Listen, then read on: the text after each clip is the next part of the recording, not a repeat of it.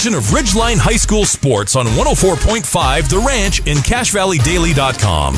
Brought to you by The Cater Shop, Advanced Heating and AC, Castelite Brick and Tile, Rio Brazilian Steakhouse, Cache Valley Auto Care, Les Olson IT, Adams Wealth Advisors, DD Auto Salvage, Great Basin Graphics, Preston Watts Auto Collision, Planet Fitness, Napa Auto Parts, Young Automotive, and Cache Valley Daily. Now it's time for the Ridgeline Riverhawks on 104.5 The Ranch.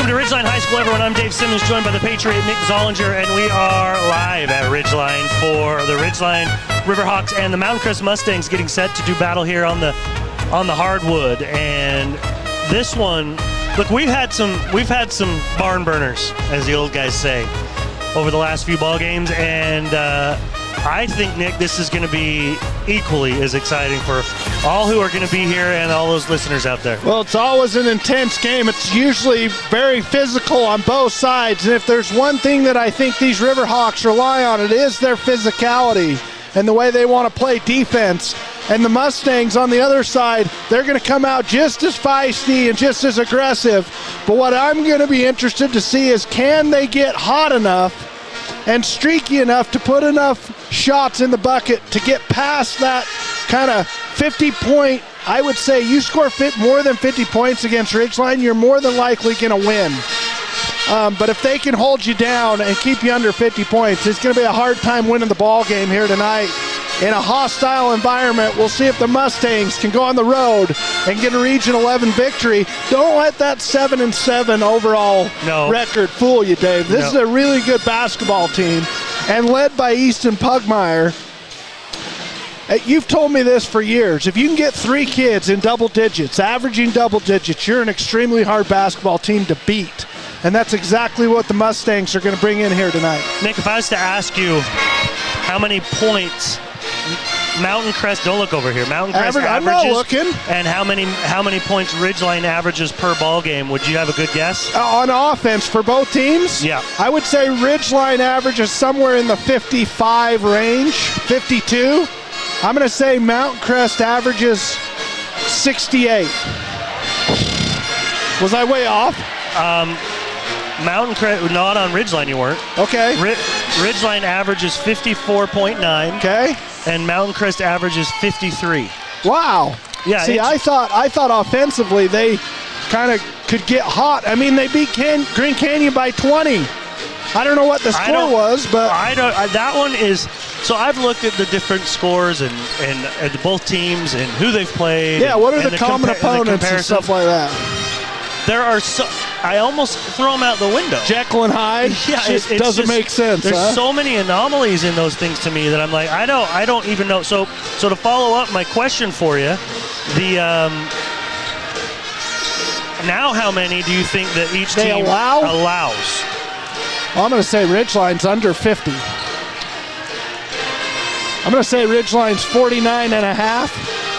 And I guess if Mount Crest is winning 7 games and only putting up 55, their allowed has got to be around the 50s as well. This is nuts. It's not going to make sense. Well, I no, it is. You nailed them. It's just when you divide it out, Mountain Crest gives up. I had to go to decimals. Oh, Mountain Crest gives up 50.92.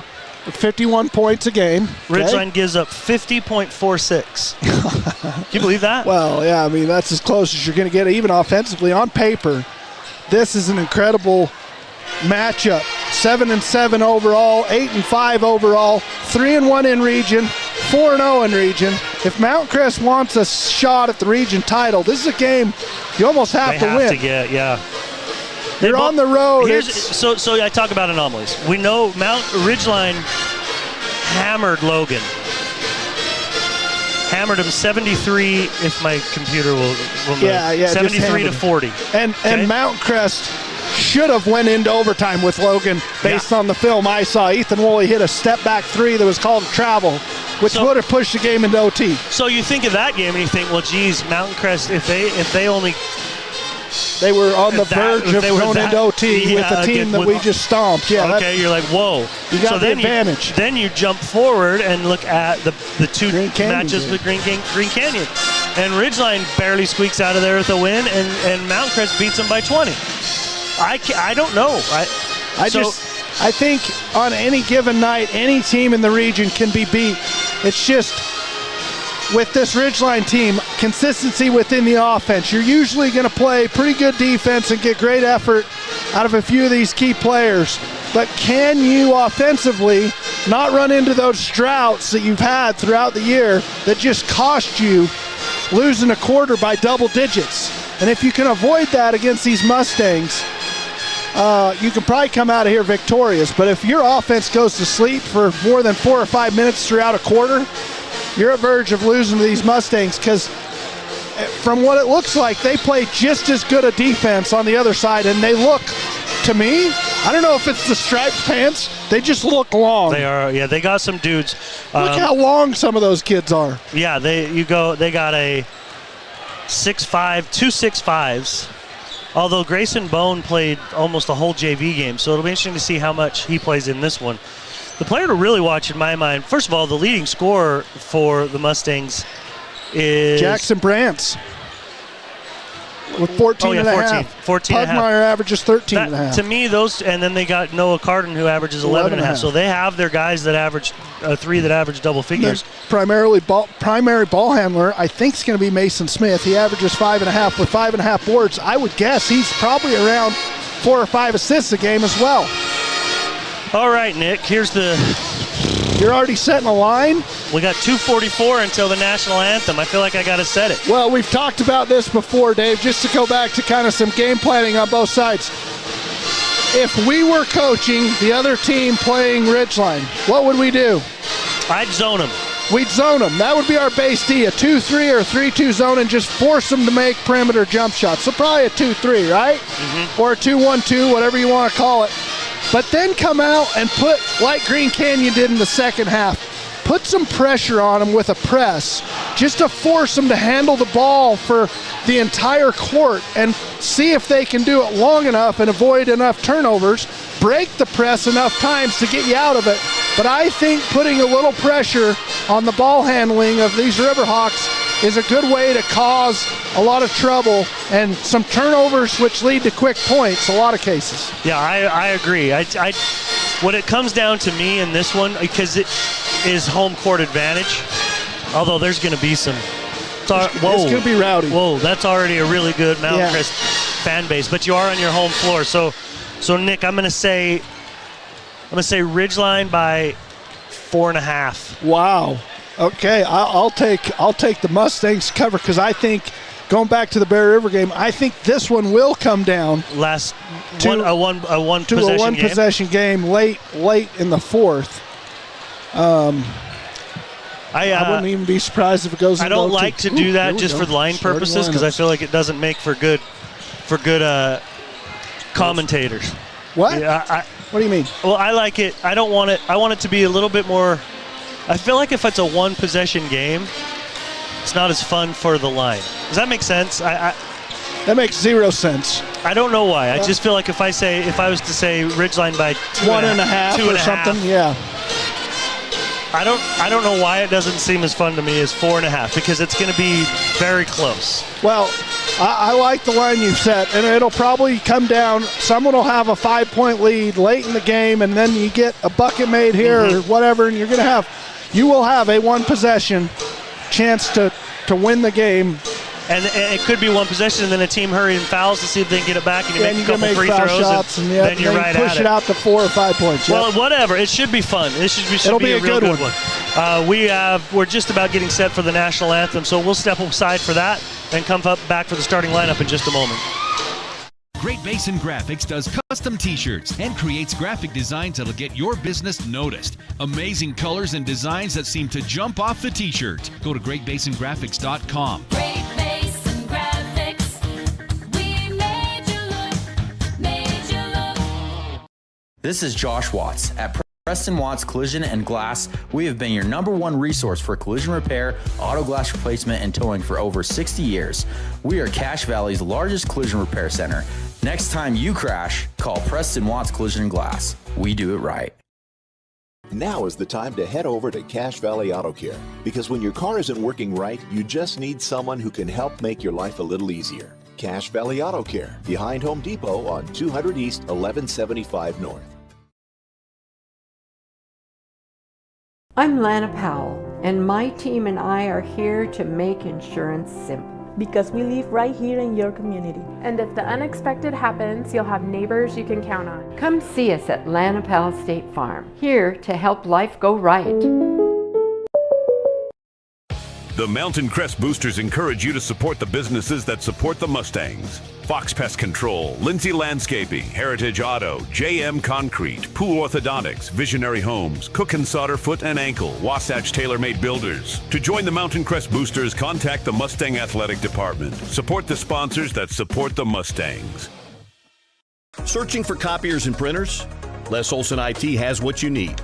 Find reliable HP printers, award-winning Sharp copiers, and high-end Ricoh graphic systems. Les Olson IT. Great Basin Graphics has quality screen printing, detailed embroidery, and award-winning graphic designers. The right look, the right design, the perfect fit. Get noticed with GBG. Get your order in today for spring products. Google Great Basin Graphics for screen printing and embroidery. 966 West 400 North in Logan. At Planet Fitness, you'll get energy without the judgment. Hi, can you help me with this? This is better. Join the judgment-free zone today for $15 a month. Planet Fitness. Big fitness energy for all. Your local cow ranch. Your local cow ranch in North Logan is proud to sponsor high school athletics. Just what the country needs. From what's happening in local political elections, to breaking news, to photo galleries and replays of the latest games. If it's happening in our community, it's on CacheValleyDaily.com and the Cache Valley Daily app. Local, relevant news on CacheValleyDaily.com. My home is so boring. There's no color on the walls. Go see Cast-A-Lite in Logan. I just finished a wall with their Speedy Mason system. It was so easy. Does this sound familiar to you? For brick, block, rock, paver, and tile, online at Cast-A-Lite.com. DD Auto and Salvage you the most for junk vehicles. Get rid of your junk vehicles today. Pickup is available. DD Auto and Salvage in Logan. Call 787-1204. That's 787-1204 today. See store for details.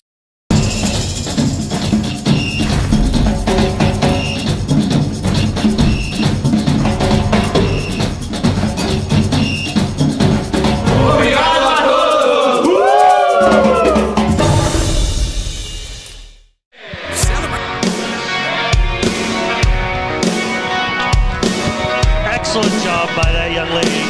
Caitlin Jennings, I couldn't quite catch the first name. Last name Jennings, and she really did a nice job with the national anthem. Nick, I'm thinking that in around 2007, Easton might have been the name of choice for young men born in 2007.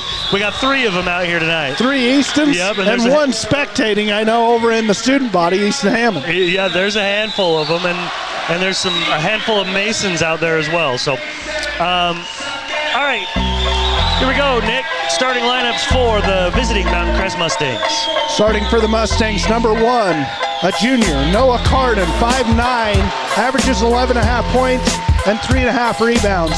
Jackson Brantz is number 3, a 6'1" junior, averages 14.5 points and 4 rebounds per game. Kale Olson, number 4, is also a junior, goes 6'1", averages 2 points per game and 4 rebounds. Mason Smith is the point guard, a 6'1" senior, number 10, averages 5.5 points and 5.5 rebounds per game.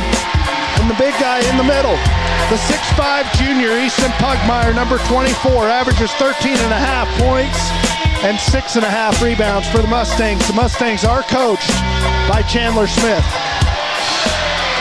Starting lineup for the home team, Ridgeline Riverhawks. Number 1 is Cam Earl. He's a 6'1 senior, averages 14.5 per game and 4 rebounds. Number 2 is Parker Reynolds. He's a 5'11 senior, averages 5.5 a game and 2.5 rebounds. Number 3 is Andrew Pinocci. Had a really nice game out of Bear River. He goes 6'4". He's also a senior, averages 5.5 a game and 4 rebounds. Number 23 is Tyson Brenchley. He's a 6'3 junior, averages 8 points per ball game and also a couple rebounds. And then Cade Barrett is a 6'4 junior, averages 4.5 points and 3.5 rebounds. We will see quickly off the bench Brock Fuller at 6'3. He's a senior.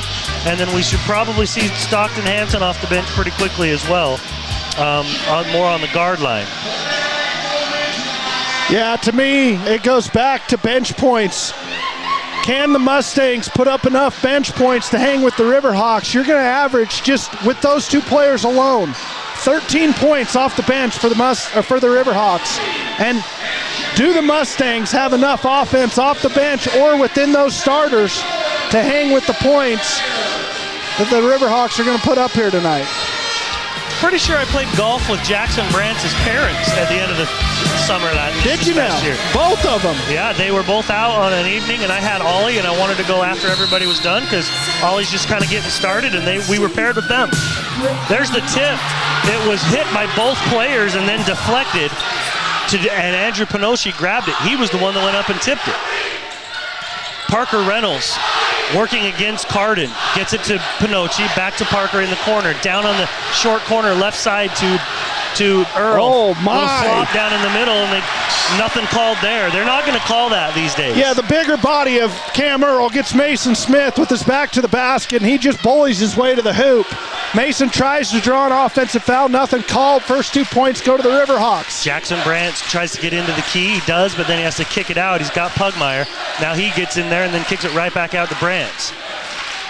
2-0 Ridgeline. Mustangs swinging it around the perimeter. Now Olson tries to drive, kick out to Brandt. 3-point shot is good. Tell you what, just looking at this five-man starting roster for the Mustangs, it almost looks like 4 guards and a center, as all 4 of those ball handlers look like they can shoot it from the perimeter for the Mustangs. Wow! And I think that Cam Earl's going to be a problem as he goes to the rim.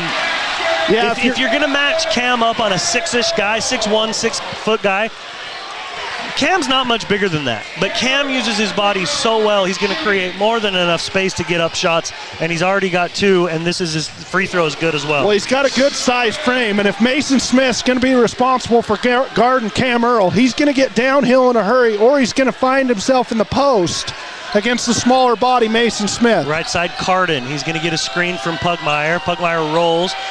Mountain Crest gets back, Ridgeline gets back. 3 balls taken and no good. Chased down into the corner by Smith. That 3 was taken by Olson. Up top now Brandt. Left side Smith. He raises for 3. That's no good. Rebound Earl. Looking for an outlet. He's got Tyson Brenchley down the left sideline. Down low Pinocci. Go to work. Andrew, spin to the right. He's working, and now they come and dig down and they take it from him, or do they? Yep, pinballed around in there and finally come out of there to Brandt. Now stolen by, almost stolen by Parker Reynolds. Pugmire trying to fight his way in. Step through, no good, but he's going to get a foul called on Barrett. Yeah, he gets the smaller defender, Cam Earl, on him and just pushes his way to the rim, uses that long frame, and as the help, Cade Barrett comes over to help. He gets him on the arm. A step through for Pugmire is going to cover a lot of ground. Yeah, he's got a good looking frame on him. He goes, 6'4"? 6'5", isn't it? 6'5". Free throw for Easton Pugmire is good. Our score is 5-4 Ridgeline. Mustangs open the game up 3 3-point attempts in their first 3 possessions, 1 for 3, and then Pugmire gets downhill and gets 2 from the stripe. 5-5 is the score. Ridgeline with the possession now, trying to break some. Here's some pressure. Pinocci. Oh, goes right to it. Goes strong, my goodness. He unable to get it to finish, but he went for it. That's what we need the Ridgeline needs. Back Cam. Out of Cam. Pinocci, absolutely. Pinocci. Foul's going to be called now. Yes. Parker Reynolds stopped and they bumped him.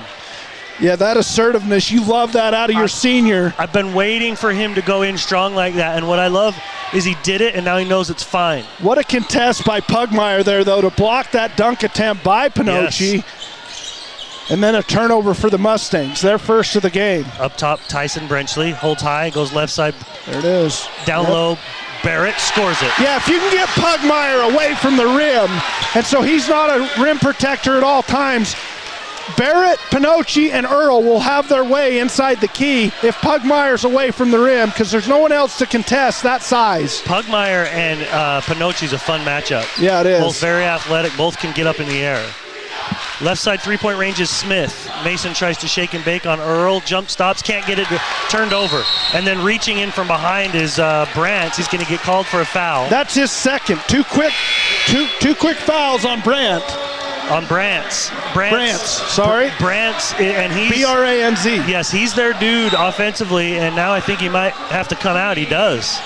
Yeah, so you sub a guard for a guard. So again, it just looks like 4 guards and a big man underneath for the Mustangs. Last time Ridgeline saw the leading scorer for the other team get into early foul trouble was out at Green Canyon. Yeah, with Gavin Crane. Yep, and he came back gangbusters in the second half. So they can continue to work here on Brantz if possible. Earl in the lane has it knocked out of his hands. Good hands. Stripped by Carden. Carden now into the front court. They have numbers. Oh my! He raises. Somebody came flying in from behind. Pinocchi. Apparently didn't touch him. Pinocchi. Parker Reynolds gives off to Pinocchi. Now Parker, 3-ball on the way. Got it. Right down the barrel. Pinocchi finds him in rhythm, and he just steps into one and knocks it down. 10-5 lead for the Riverhawks. Almost halfway through. He can make shots. His shot is a little unorthodox, but he knocks them down. If you watch him in warm-ups, he knocks them down. Just got to have confidence and step into him like that. 3-point shot now by Baldwin is good. Tyler Baldwin played a very good game for the JV squad. Yeah, checks in off the bench and immediately a spark plug for this Mount Crest offense. 10-8. Earl left side, 3-point range. Fuller has checked in for Ridgeline. Parker Reynolds looks at another one. Yeah, he just shuffled his feet a little. That was Pinocchi. Yeah, you catch and step without dribbling. Drew Cox quickly off the bench as well, this time for Pinocchi. So it looks to me like they've put Fuller now on Pugmire with Pinocchi out. Almost a zone look here. No, there it is. There's him, man. Cruz got Olsen. Oh, there you go. Pugmire holds, gives off to Smith. Smith gets down the left side of the lane, kicks it outside. He found Carden. Carden trying to drive. Stockton Hansen, who also has checked in, is on Carden. Now resetting is Smith. Smith picks up his dribble, goes left side, Carden. Carden drives with his right hand into the middle of the paint. Can't get anything there, has to step it out, goes to Pugmire. He reaches up and has to float up a difficult shot at the buzzer. Now quickly the other direction to Cam Earl. Gives to Parker Reynolds, pulls up, floater, no good. Rebound grabbed by Mason Smith. Man, had that not caught any rim, it would have fallen it right in the lap of Brock Fuller, but it catches iron and the rebound goes to the Mustangs. Mason Smith to the free throw line, picks up his dribble, then kicks it out right side. Carden, skip pass into the left corner.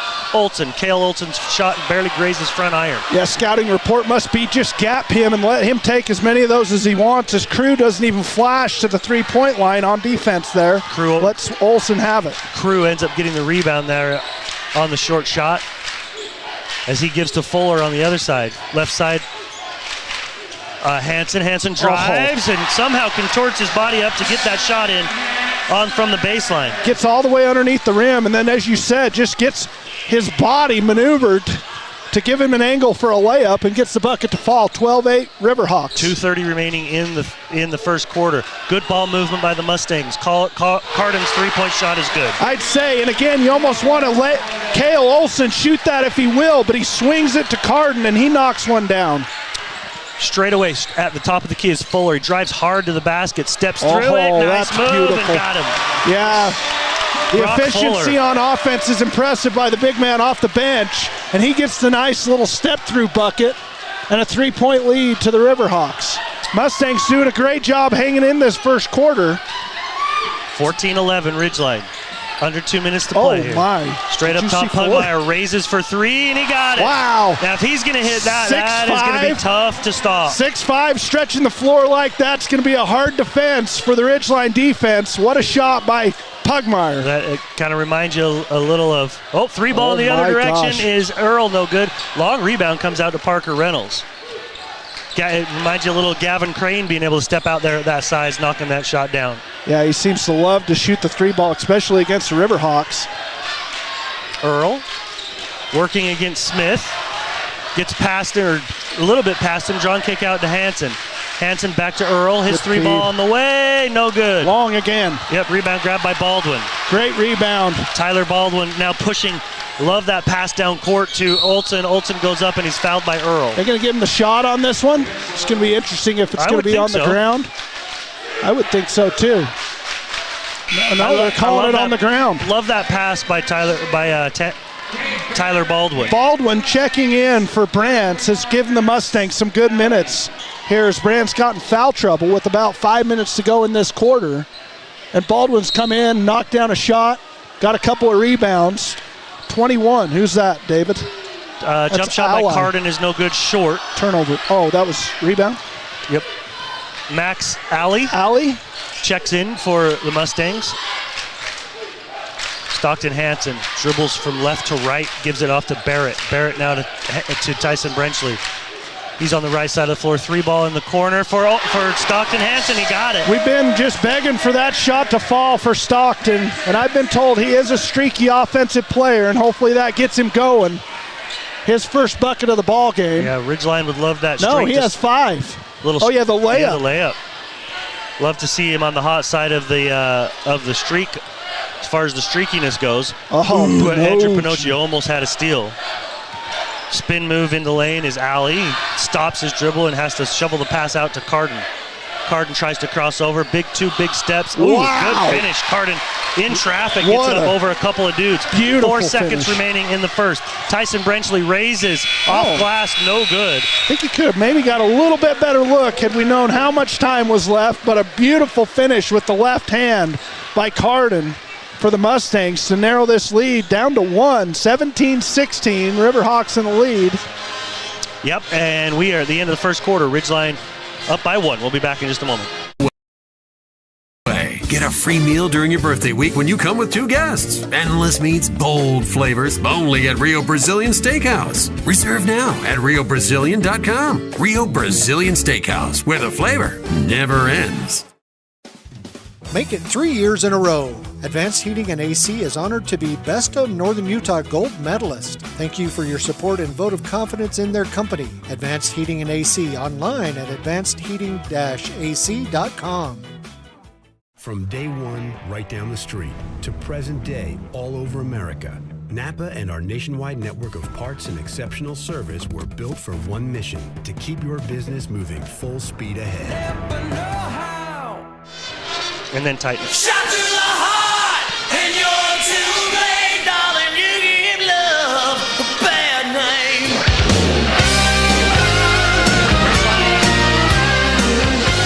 Leading Mountain Crest here at the end of the first quarter by 1, 17-16. I want to remind you that your video experience is powered by Adams Wealth Advisors that like to understand your family, your jobs, and hobbies and goals to earn your financial trust. Visit AdamsWealthAdvisors.com to schedule a time with an advisor today. Also want to welcome in all of our Mountain Crest faithful. Good to have you listening on the broadcast. Again, I'm Dave Simmons with the Patriot Nick Zollinger. And we're Mustangs. We wore the orange and blue very proudly back in the day. Yes, we did. It's always fun to see those colors. It's always fun to watch a great basketball game be played with some really nice offense by both teams. 17-16 first quarter. Much better than the quarters we had over at Bear River offensively. Oh, yeah. Sheesh, some of those were Carden rough. in the lane again. Wow. Fights his way up. They tie him up top, but nothing's called. And it's just going to give the turnover back to Ridgeline. Tyson Brenchley gets it to Pinocchi. Now they swing it back in the corner to Brenchley, and he's cut off and fouled I by wouldn't Max call Alley. that a turnover. I think that's a blocked shot by Brenchley and Barrett. Right, so it's a shot attempt and no turnover for the Mustangs. Carden. I would agree with that. It looked to me like as much of a block as it was a tie-up and a turnover. Yeah, and definitely a shot attempt by Carden, right? Yep, so you would almost give a rebound to whoever came out of there with it. He had Kate Barrett under the basket and just missed the timing of it. Brenchley gets Pinocchi cutting. Pinocchi slices his way through a couple defenders and scores it. Yeah, with Pugmire out of the key, rim contest is definitely an issue for the Mustangs. Pinocchi gets right to the rim and another easy bucket for the Ridgeline offense. 19-16, Ridgeline in the lead. Baldwin, that's Tyler Baldwin on the right side, working against Parker Reynolds, and Parker takes it from him. Parker takes a couple steps and almost scores it, as Tyler Baldwin is going to get called for the foul. I have that only 3 turnovers apiece for each team. Are Tyler and Tanner twins? I think they... Well, they're both juniors. They've got to be. I think they both are Travis's. We maybe should tap on his shoulder and ask him. He's right in front of us, yeah. Or if any of our friends out there that know us have our number, text us and let us know. But both Tanner and Tyler were very good in the JV game. Free throw by Parker Reynolds was good. Is good. Those Baldwins, they know how to play ball. Yeah, they've been around a while. Older brother Mike is my age. We played a lot of ball together. Chris, I played a lot of pickup ball with him. He's crafty. A good dude. I like crafty. Chris. Oh, that's off Pugmire. Woo-hoo. Second free throw was missed by Parker Reynolds. Yeah, I like Chris Baldwin a lot. A lot of pickup ball with Chris. Dude. He is a great. He's as good. They broke the mold really after him, I think.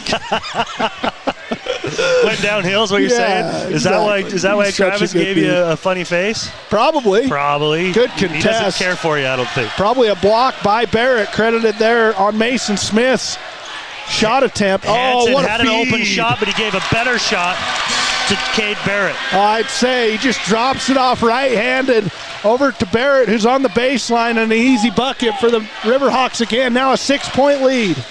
Smith spinning, trying to get around. Hansen has a hand on it, but it kicks it out of bounds. Almost looked like a foot and a hand on that one. Jackson Brantz is sat out most of that first quarter. He's back in now. Strategic move here by Coach Smith. He's going to ride his senior. He's a junior. Yeah, he's a junior. See if he can get him going offensively. There he is. I thought he was just going to raise up. Me too, a little 15-footer. Gives it out, though, to Allie. Allie raises. Jump shot no good. Rebound Stockton Hansen. I don't hate that philosophy by Coach Wads.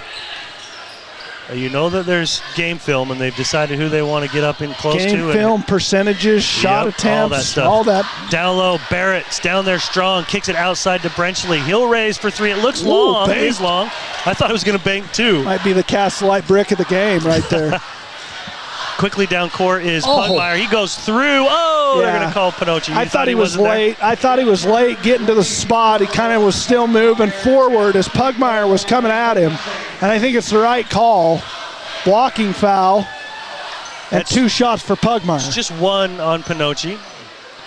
Yeah, I mean, if I'm the Riverhawks right here, Coach Wadsworth, I want the ball in the hands of whoever Brantz is guarding, and I just tell him to just get downhill and put pressure on him, force him to play tough defense without fouling, and see if he can do it. I thought that was something that they should do against Green Canyon as well, to see if they go can at Crane. Especially when he came in and with a third foul, just go right at him. Try to get a switch so that it's Cam Earl. Yeah, and use your Brantz. Your craftiness. Yeah, but Mason Smith has been the primary defender on Cam, but I set a ball screen with Tyson Brenchley right here and try to get a switch out of the Mustangs with Brantz. Pugmire's 4 for 4 from the line right now. Ridgeline up 22-18. Barrett gives to Hansen. Good move. Baseline. He's hit nothing there. Fuller there to clean it up. He misses. He goes up again and he scores it. That is phenomenal hustle. Phenomenal hustle by Brock Fuller, just staying with it. It looks like Stockton Hansen going to the rim gets fouled, and then Brock Fuller flies in and gathers the offensive rebound, misses the first attempt, and then gets the second one to fall. He's a lightning rod off the bench. Yeah. I mean, you can't say enough about the way he plays the game and the amount of hustle and effort he puts into every play. And the physicality he plays with. It's nonstop. His free throw is no good. 24-18 Ridgeline. Pugmire having to go past Fuller, which is not easy. Tries again. Fuller right there, and they call a foul. Hand check down on the waist of Pugmire, just kind of slowing him down.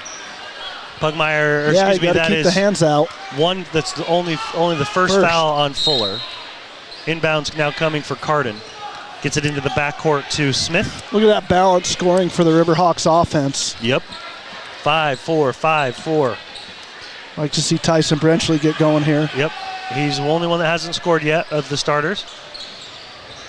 Right side, Carden. Drives on he is crafty. He is. He's lefty. He kind of gets him. That one turnaround jumper was no good. Sometimes lefties just play with a little bit different angles that you're not used to, and he's taking advantage of that.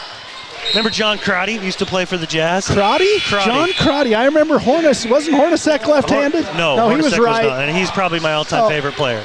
Now, who was the lefty that we had? I don't remember Crotty. John Crotty. The redhead, the Ingle. That's Joe Ingles. Ingles, yeah. No, I'm talking Crotty. He was back in almost the days with John Stockton. Oh, okay. He was one of John Stockton's backups. I don't remember him.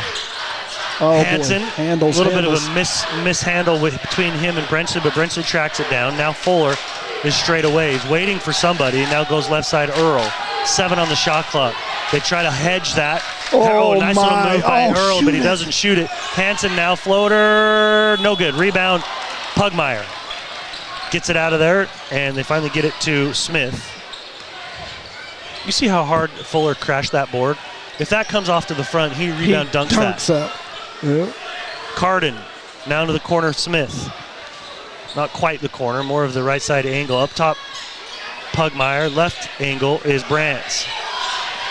Steps back through the legs, finds Pugmire. Pugmire puts it on the floor and then goes to the ground, and they're going to call a foul. Tyson Brenchley? Yeah, it's going to be on the ground.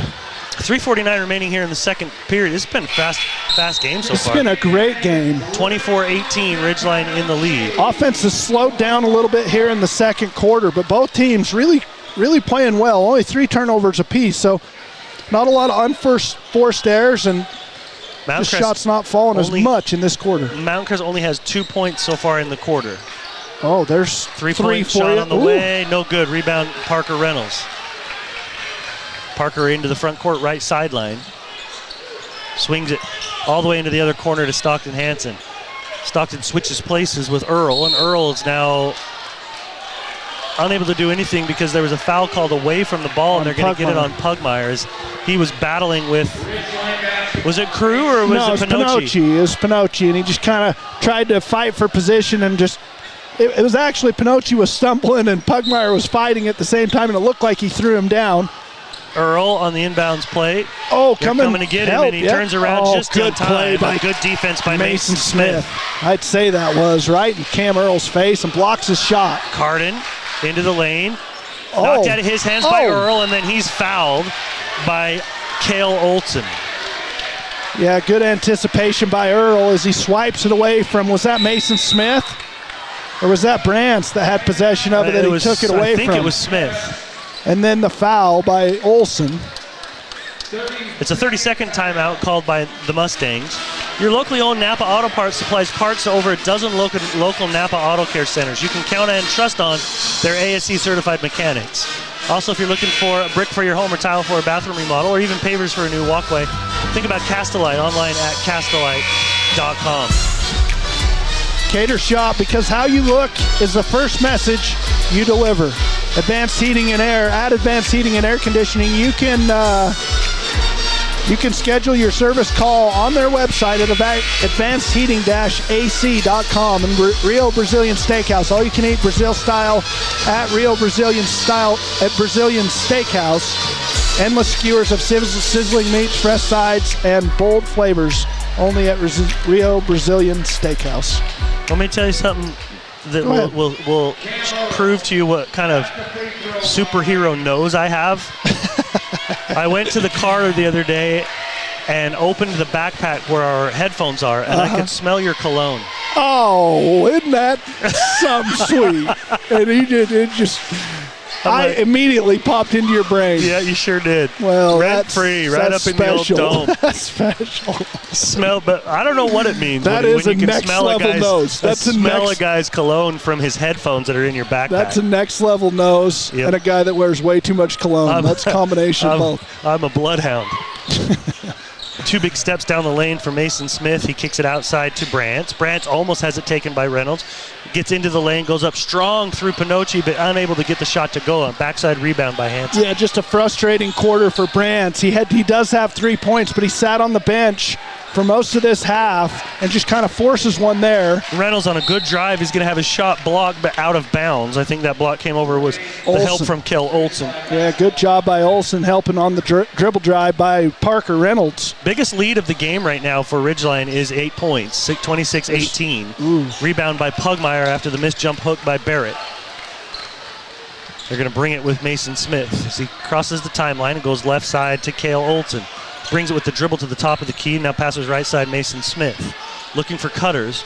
Can't find anybody. Wide open on that right side. He gets into the lane, gives to Pugmire. Ball fake, shot fake, doesn't do anything with it, and then kicks it outside. Carden driving. And Parker Reynolds is going to get called on a foul. Reaching in. And it's going to give foul shots to Carden. There's those unorthodox angles, as you mentioned, Dave, as Parker Reynolds, I think, was anticipating him going up with his right hand, so reached across his body and actually fouled his left hand, as that was the arm he was going for with his natural shot, left-handed. Carden's going to get the first one to fall. You know, I'm just watching Pugmire early in the game. I think if there's one area that, if he's a junior, right? Carden? Yeah. No. Pugmire. Just watching Pugmire play. He goes 6'5". Probably going to keep growing. Get to 6'6" or 6'7" next year. Who knows?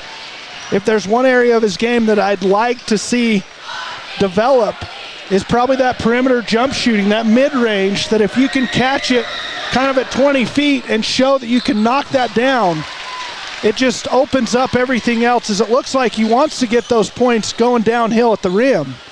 Carden makes both free throws. Straight up top is Barrett. Slow pass, lazy pass. Picked off by Baldwin, and he goes a little too hard, but the rebound dunk following in behind. That's why you always trail. Always. I see too many kids see a steal happen and then stop running. But if Pugmire doesn't sprint like that, he doesn't have come anywhere close to getting that. I wish I had replay working, because Pugmire follows the miss by Baldwin. Let's just call it a pass. Off the glass. Baldwin with the pass off the glass. Tyler Baldwin knew who was coming. Yeah, he could feel Pugmire on his behind, and oh my goodness, number 24, the 6'5" junior throws it down with authority and gets this lead cut down to 4. 26-22, Ridgeline in the lead. Under 2 minutes to play. It's been a really fun game so far, Dave. It really has. This has been a high-paced ball game. 4-point lead for the Riverhawks.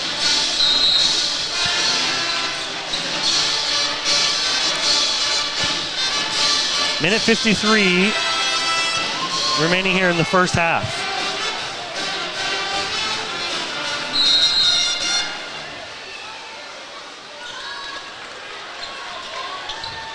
Into the front court comes Reynolds.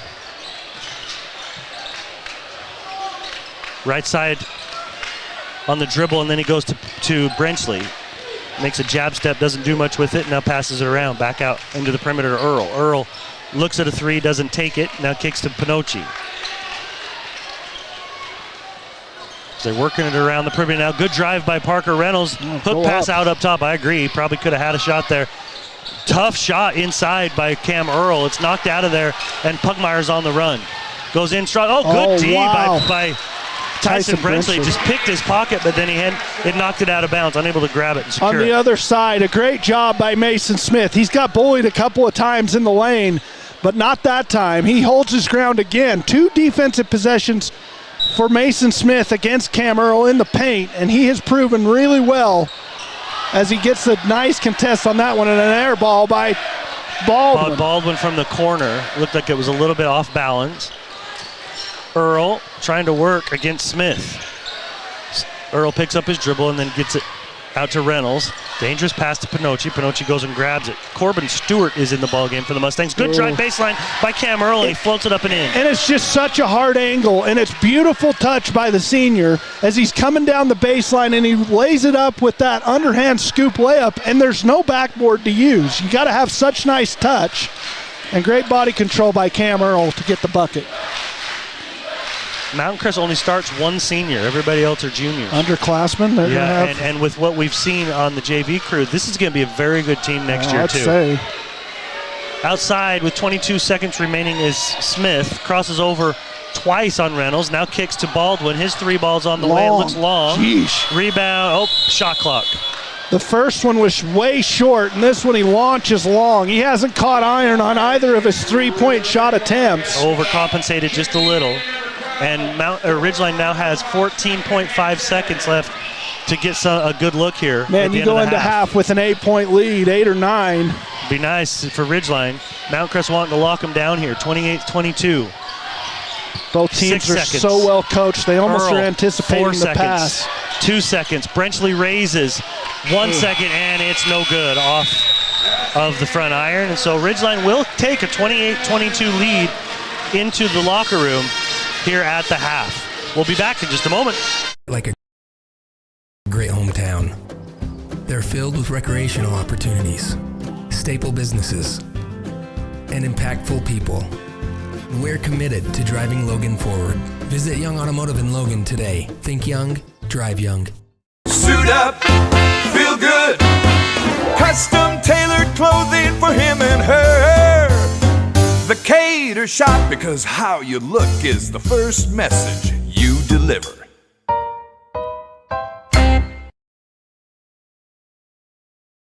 At Adams Wealth Advisors, they believe that successful wealth management is all about planning. Adams Wealth Advisors is here to help. If you're transitioning a business, searching for the most up-to-date tax strategies, need help managing investments, or need help with estate planning, Adams Wealth Advisors has your back. Great Basin Graphics does custom t-shirts and creates graphic designs that'll get your business noticed. Amazing colors and designs that seem to jump off the t-shirt. Go to greatbasingraphics.com. Great Basin Graphics. We made you look. This is God. Peace up, A-Town. Yeah, yeah, yeah. And then it's like, ush. I like the, yeah. That's your favorite part. Mine's the other one.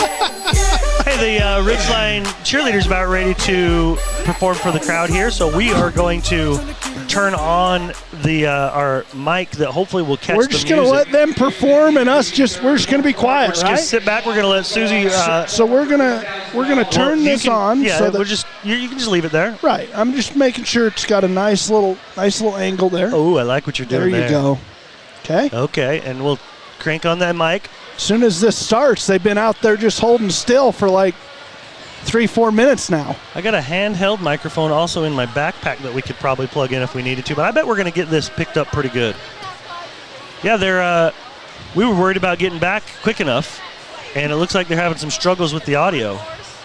And well, let me do this. Well, I'm going to give you the scoring leaders right now. Hey, just real quick. Yeah. Tell me what the score was. Okay.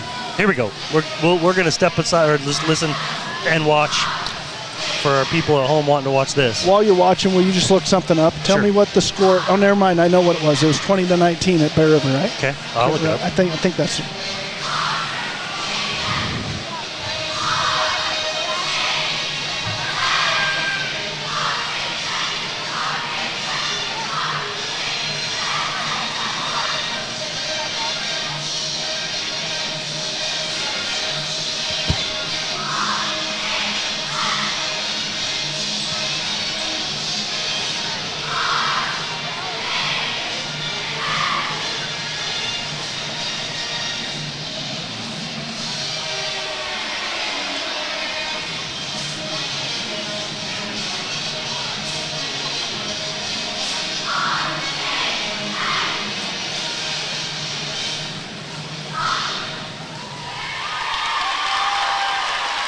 What a great performance by the nice job cheer by squad. The Ridgeline cheer squad. Is it cheer squad or spirit squad? What is it? I think this is a cheer squad. Okay, what's the difference? I think spirit squads. What do I know? I think that they're more flipper. Like they'll have guys out there and they'll launch people. Oh yeah. More of an aerobatic show. Yeah. Stunt group. Okay, I got you. And now, are you wondering what the halftime score was at Bear River? Yeah, it was 20-19. 22-30. What? Well, I mean that's what Deseret News has. No, Ridgeline only scored 7 in the first quarter and 15 in the second. It's 22, right? I mean, I'm no mathematician, but then Bear River had 12 in the first quarter and 8 in the second quarter. That's 20. 22-20. 22-20. Yeah. Yeah, I was going to say, it was their not third. Yeah. Hey, but I was griping and complaining about what, it was just that it was ugly at times, right? And that's maybe Bear River's style of play or whatever, but the ball handling, the turnovers, it was just not great basketball. This game, the score's not much different. But it's clean.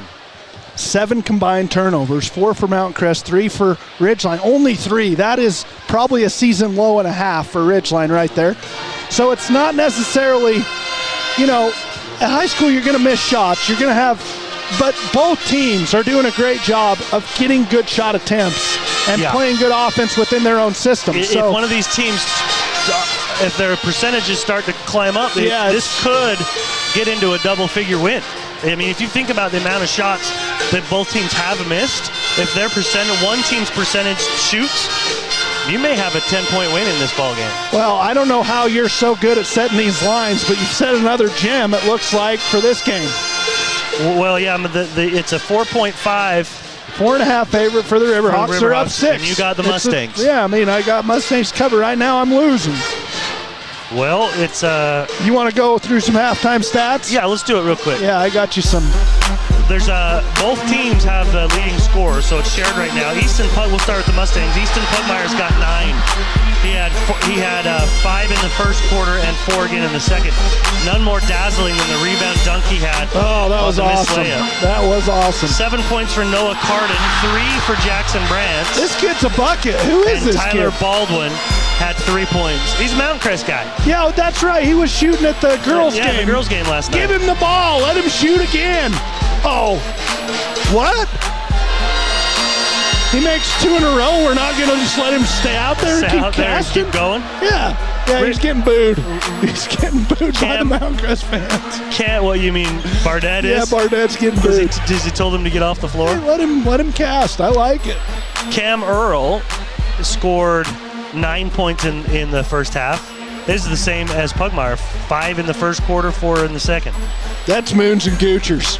What's Moons and Goochers? Just something that's just a total coincidence. Just something you would never believe could happen. I've never heard the term Moons and Goochers. I think it's on what is it? It's Moons and Goochers. It's either on like Goonies or Stand By Me or one of those 80 movie shows. You should know all about it. I don't know what that one is, but a term I heard a while back. Let me look it recently. A term I heard recently, and since then I've heard it multiple times, and I'd never heard it until now, but I feel like I should have. Have you heard the term from soup to nuts? Soup to nuts? Yeah, have you heard it? I've heard it, but I don't know what it means. It means like if I was to say we have anything you could want, we have everything from soup to nuts. Yeah.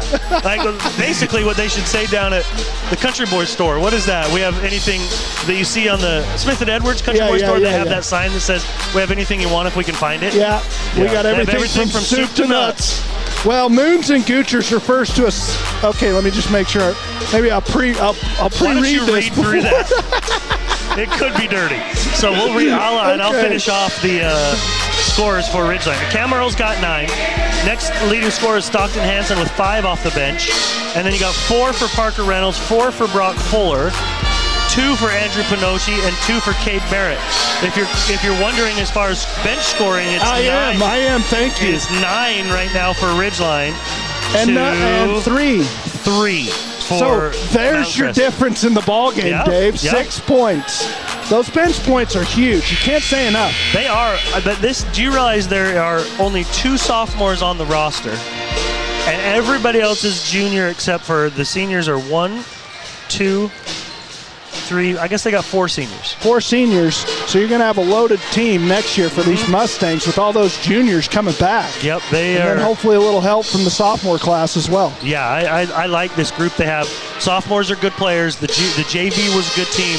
I think you're going to see some good battles here at Ridgeline, at least for the next 3 seasons. Okay, so I didn't use the term Moons and Goochers exactly the way it should be used based on the definition. So, but I have a great, after I read you the definition, I got a great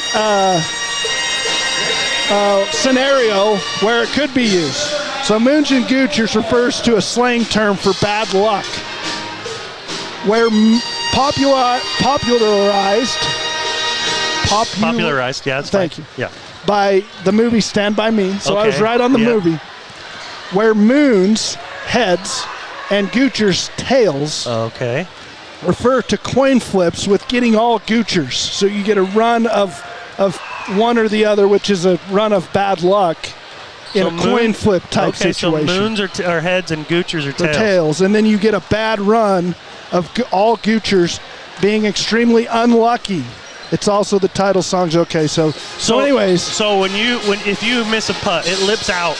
That's Moons and Goochers. Or like you hit one and it hits the tree and it shoots out of bounds. Yeah. That's Moons and Goochers. Yeah. I'm gonna start using it. It wasn't. I was a little off on the definition, but. So it just means bad luck. Bad luck. Shoot, Moons and Goochers. We might have an opportunity here in this game. I'll work it in. Maybe that or balloon knot. We could work one of those two terms in. I'll be. Say no more. I'll get them. You'll get them both. We'll get them in. We will get those in. Moons and Goochers here tonight.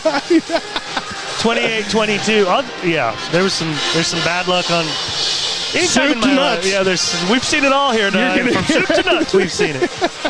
Let's take a quick break, Nick, and come back for the second half in just a moment. You got it. Watts Collision and Glass, we have been your #1 resource for collision repair, auto glass replacement, and towing for over 60 years. We are Cache Valley's largest collision repair center. Next time you crash, call Preston Watts Collision and Glass. We do it right. Now is the time to head over to Cache Valley Auto Care, because when your car isn't working right, you just need someone who can help make your life a little easier. Cache Valley Auto Care, behind Home Depot on 200 East, 1175 North.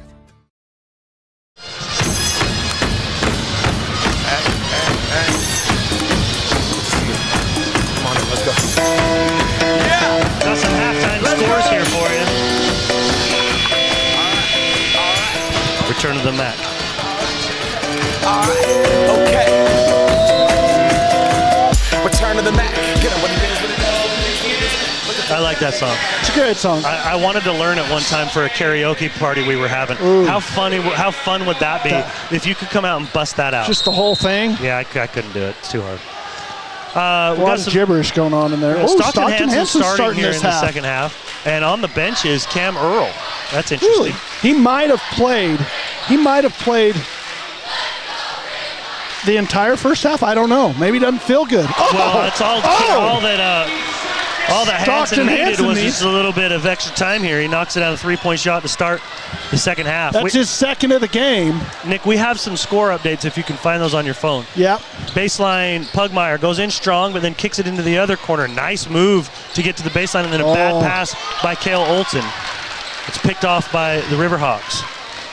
Mount Crest opens the half with a turnover. Parker Reynolds comes up top to Pinocchi, steps through that. Going. Yeah, he's got it. I don't think he realizes that he's got it. You just got to get that front shoulder past the man, and you got him. Into the corner, 3-ball on the way from Parker Reynolds is an air ball long, and it is knocked out of bounds by Barrett.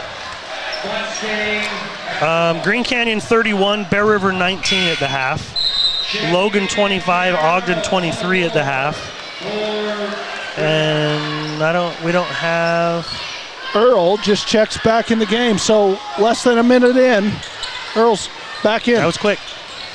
Carden goes on the pass to the left side to Brandt. He raises on a nice, tough little 15-footer mid-ranger. That is beautiful.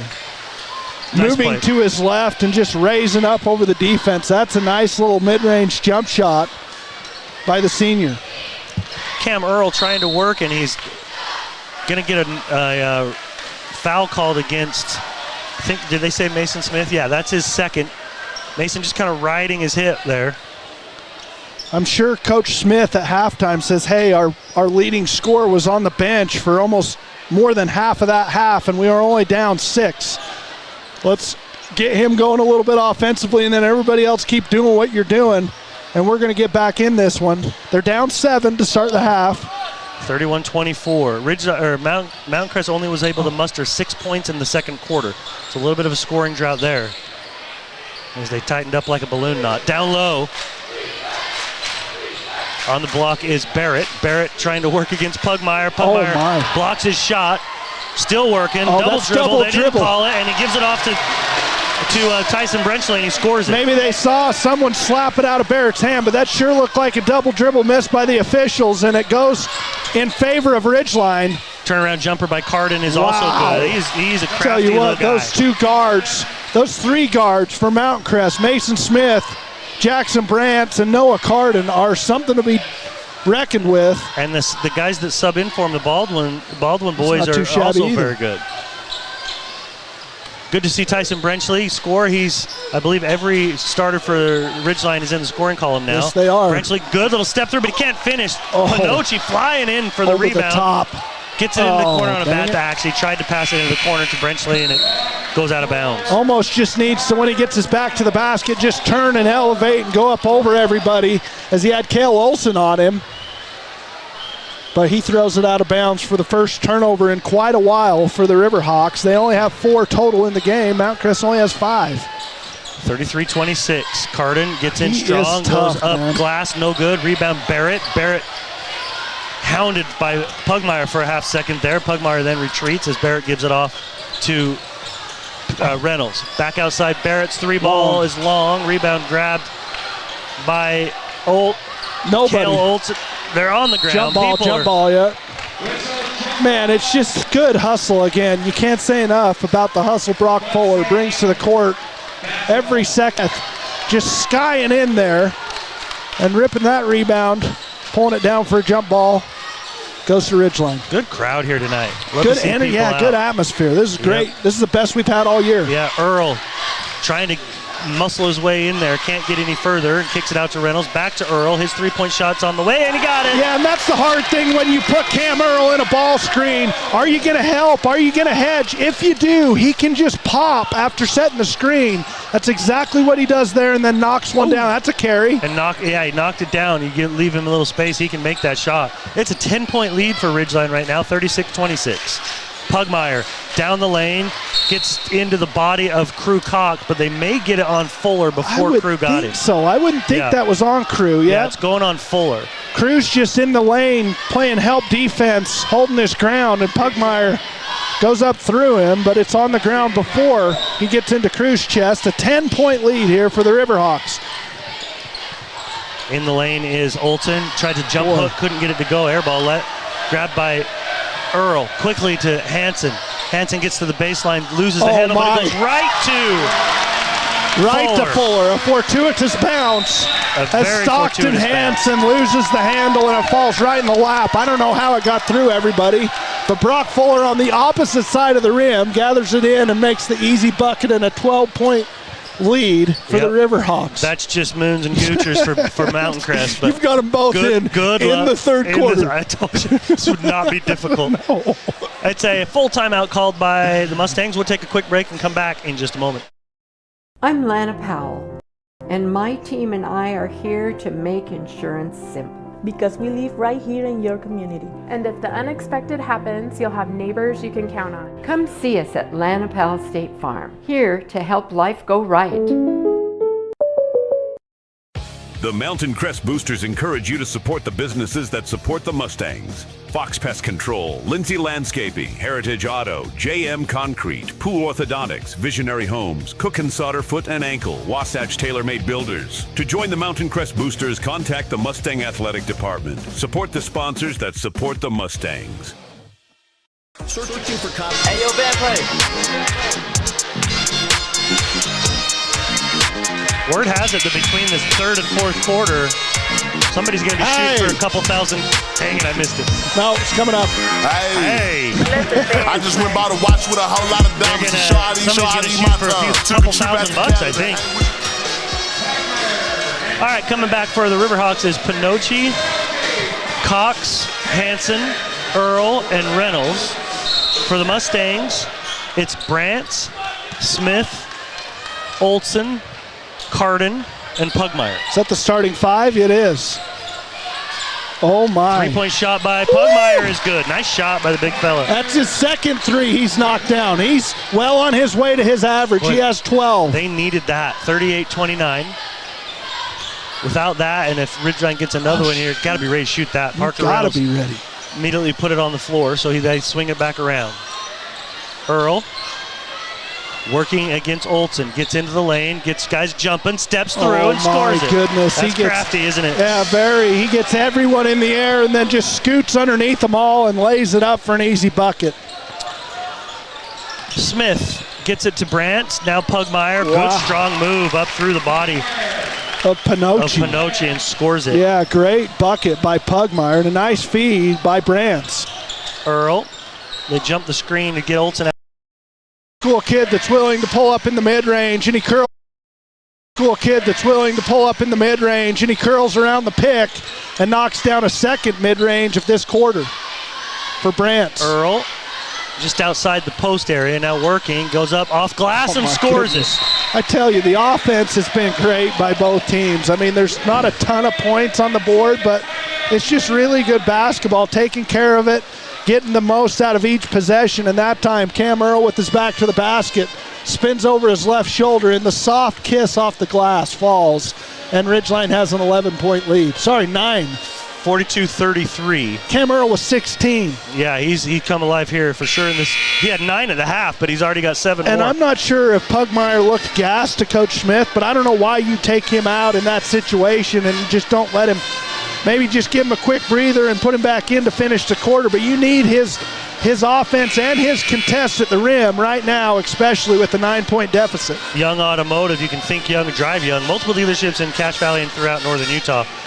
Also, Preston Watts Collision and Glass has been in business 60 years. Next time you crash, call Preston Watts Collision and Glass. And Pugmire's going to remain on the bench, so this is some big minutes for these starting 4 guards, and then the addition of Alley to finish out this quarter here. Yeah, 2 Max minutes Alley to go. is also listed as 6'5", so you're not swapping out any size. It's just the offensive skills that we've seen so far of Pugmire. Nice roll by Alley, just couldn't catch it. Now he's trying to find his way in without on the dribble. It goes up and scores it. He shows me. Yeah, right in our faces right there. Yeah, Max Alley makes a nice play. Brenchley, a three-point shot on the break. Barrett on the backside board, trying to get it out of there. He puts it on the floor, and they're going to get a foul called on Alley. Yeah, the bigger body of Barrett grabs the offensive board and then just decides to go to work and pushes his way to the rim. And it's a lot of contact. I don't know where the foul was, but there is one called. Not a lot of fouls in this third quarter, just 2 apiece for each team. Stockton Hansen will inbound, trying to find someone. Sometimes as a trigger man, he gets a little, oh my goodness. A 3-point shot raised by Earl, and it lands on the baseline on an air ball. That was just a little quick. Yeah. Maybe a heat check. Maybe. He's been really good in this quarter. He's been getting a lot of buckets in the paint this game. A lot of his baskets have been close to the rim. Brandt's left side, Earl on him. Now they go up top to Alley. Right side angle, Mason Smith brings it to the middle with his left hand, kicks it into the corner to Alley. He spins on Pinocci, and they're going to get him on a carry. You know, you don't see carries called a lot these days, but this obviously we've seen one here, and there was also one called in the JV game.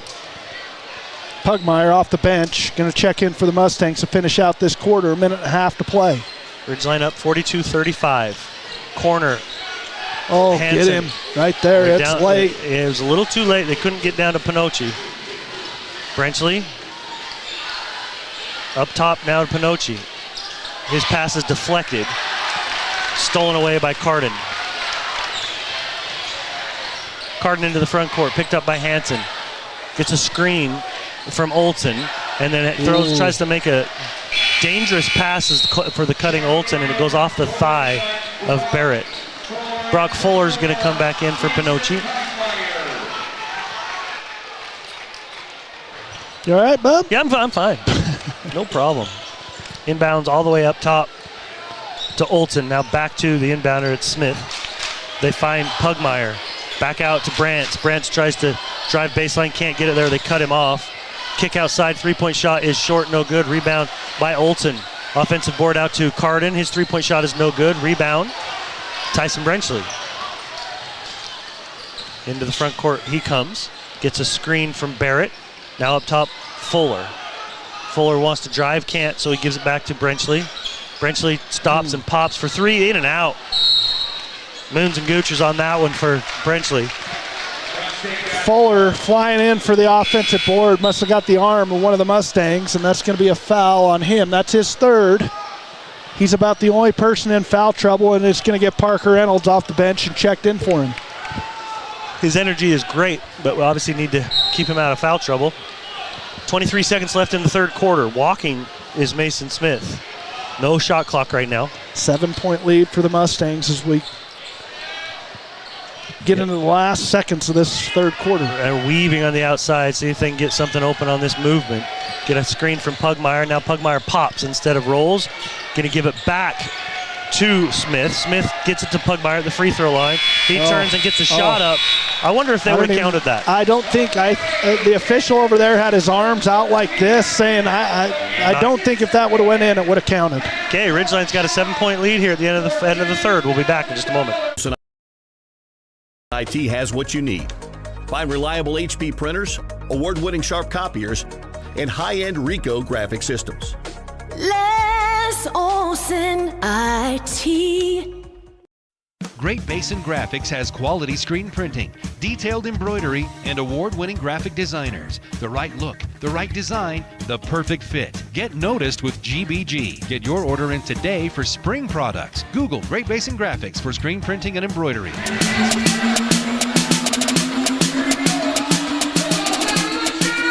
Oh, wow. Well, we're back. We're back. We're watching. Was that Cam Dow? Was that Nate Dowley? That was Jeff Woodland. Jeff Woodland. Had a shot for 1,000? I think it was 2,000. What? He grazed front iron and didn't have quite enough on it. I tell you what, you give the Cinnamon Bear an opportunity like that, he's going to walk out of here $2,000 richer. Because he's got the circus shots that you need to knock a shot down like that. Yeah, I've been known to make a shot from here with a Nerf ball. I've seen it with my own 2 eyes. I wouldn't have believed it if you would have told me. But yeah, you are Mr. Circus Shot. You know what's another good shot is sitting in the bleachers on about row 3 on the baseline and just launch one. Yeah, it's out on the core, and if obviously. That's exactly what it is. It was years ago when I hit it. Right. I think I still have it in me. You just got to get the inertia going from that core. All right, Reynolds is in the backcourt on the inbounds. Ridgeline has possession here to start the fourth. Pinocci is checked back in. Hansen into the corner to Reynolds. Back up top to Hansen. Now Reynolds again in the corner. Tries to drive, kicks it out to Hansen. 3 ball on the way is right, missed it right. Lots of guys up there. Pinocci comes out of there with it, gets it out to Hansen. Now Earl, as he's going to reset things, he backs up about 3 feet from half court. Trying to work against Brantz. Now kicks to Hansen. Hansen doesn't take the 3, but he gets in the lane, off glass, no good. Pinocci's there, but he can't finish. He had a point-blank layup there. Dangerous cross-court pass on the break, and then Carden throws it right into the front row. Throws it right in the middle of Cale Olson and Jackson Brantz, and neither of them go for it. Yeah, you stay focused on these turnovers. Usually in the fourth quarter, I get a little focus on the game. Yep, that's okay. 42-35, Ridgeline in the lead. 7 minutes to play here. Brenchley, he's directly between the circles. Now right side, Parker Reynolds. His jump shot from the baseline is no good. Rebound grabbed by Pinocci, and he is fouled. Another offensive rebound. Yeah, Coach Chandler Smith, I just looked down at him, and he's telling his guys to box out. You know, and that's his second. Parker Reynolds has had some open three-point shots and just hasn't turned taken them down. them. Yeah, he's taking it off the dribble or just declined to shoot them. I like my percentages just on a catch and shoot 3 as much as I do trying to drive in with the trees. What about that? Nice backdoor pass by Parker Reynolds to Pinocci, and he scores it. Yeah, he gets in the middle of the lane and he gets that Mount Crest defense to fall asleep, and a nice little dime to Pinocci for the easy bucket, and the 9-point lead with 6.5 to go in this game. Yeah, a minute and a half into the fourth quarter, and that's the first point. Oh boy. Long three-point shot taken by Cale Olson is off the backboard, and rebound comes to Ridgeline. Up 9. Dribble handoff to Earl, and he passes to Brenchley. Brenchley Now Veer's left with the dribble, trying to get it down to Fuller. Can't do it. Now they're going to try to do it from a different angle and can't do it. So they reverse the court to Earl. Earl in the lane. Gives it to Pinocchi. Pinocchi puts it on the floor, kicks it out to Brenchley, not ready to shoot. Now gives it to Earl. Earl loses the handle. Back to Brenchley. He launches at the buzzer from the shot clock, and it does graze the iron, but it goes to Brantz. Brantz into the open court. Contorted shot, no good, and a rebound, or a foul's going to be called on Brenchley. Yeah. The only positive thing about that last possession for Ridgeline is you burned all 35 seconds. Other than that, it's not pretty offense as you got opportunities. I like Andrew Pinocchi with his back to the basket up against Cale Olsen, and him just going strong. 100%. But when he kicks, you got to be ready to shoot. Right. And guys are standing straight up, not shot ready. Yeah. That's one thing I've been trying to teach my sons is be ready. You are shot ready every time the ball comes. And at least be ready to the point where you get the defense out of position flying at you, and then you can use that dribble drive to go around them. But if you're just flat-footed and catch it flat-footed, not even a threat, you're so easy to defend. Brantz makes both free throws, 44-37. Reynolds guarded too tightly by Mason Smith. They're going to get a foul on him. That's the third, just the second foul this quarter for the it is the third of the quarter. That's the third on Mason Smith. Poor Deseret Peak. They got beat tonight by Skyview 80-38. Oh, call off the dogs. Yeah, good grief. I don't know. Remember a couple years ago when Ridgeline girls were so good, even their last 5 players would blow you out.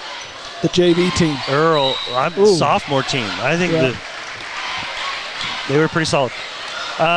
Correction, that was only the second team foul. That right there on Cam Earl is the third team foul for Mountain Crest. Cam's got free throws coming.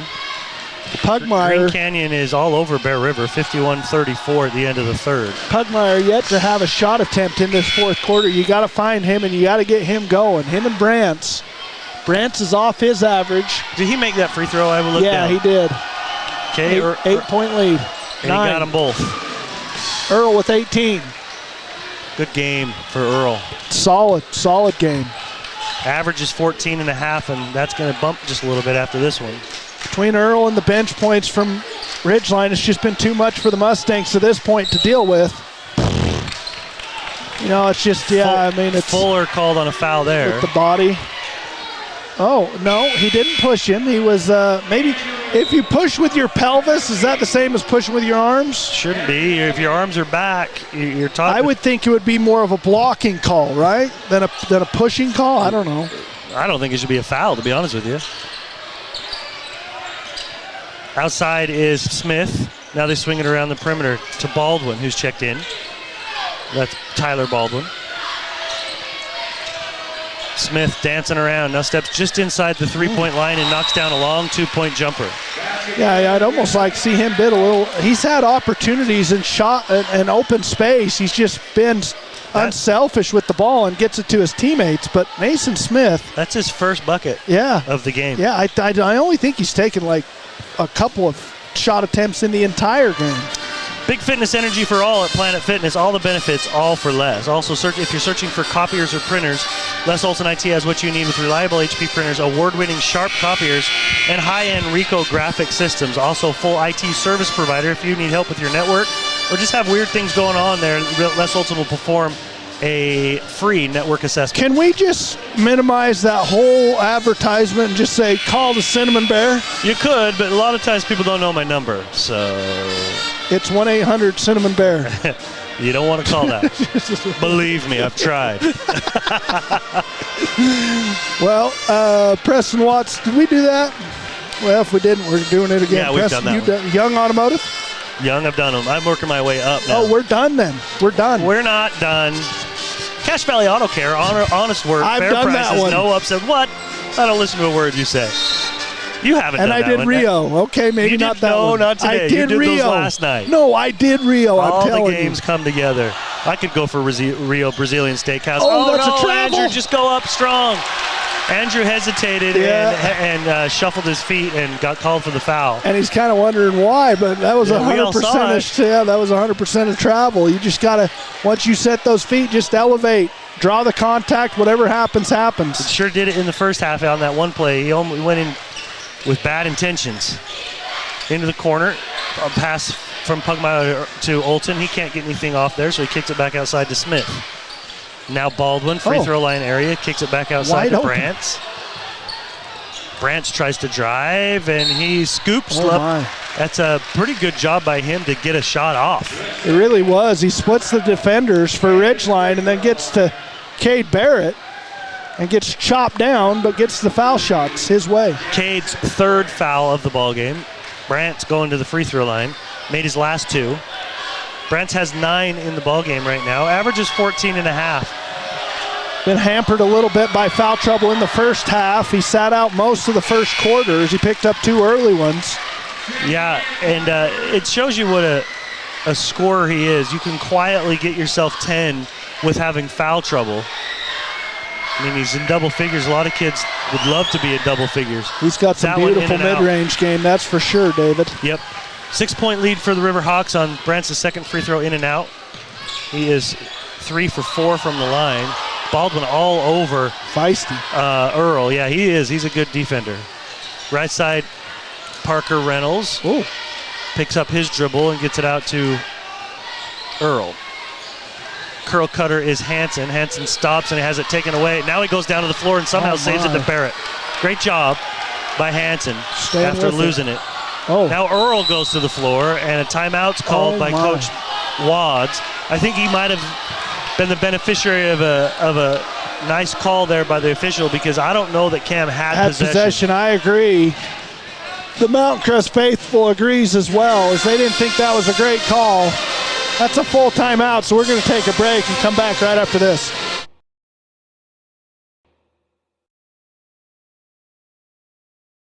At Planet Fitness, you'll get energy without the judgment. Hi, can you help me with this? This is better. Join the judgment-free zone today for $15 a month. Planet Fitness, big fitness energy for all. Your local cow ranch. Your local Cow Ranch in North Logan is proud to sponsor high school athletics. Just what the country needs. From what's happening in local political elections, to breaking news, to photo galleries and replays of the latest games. If it's happening in our community, it's on CashValleyDaily.com and the Cache Valley Daily app. Local, relevant news on CashValleyDaily.com.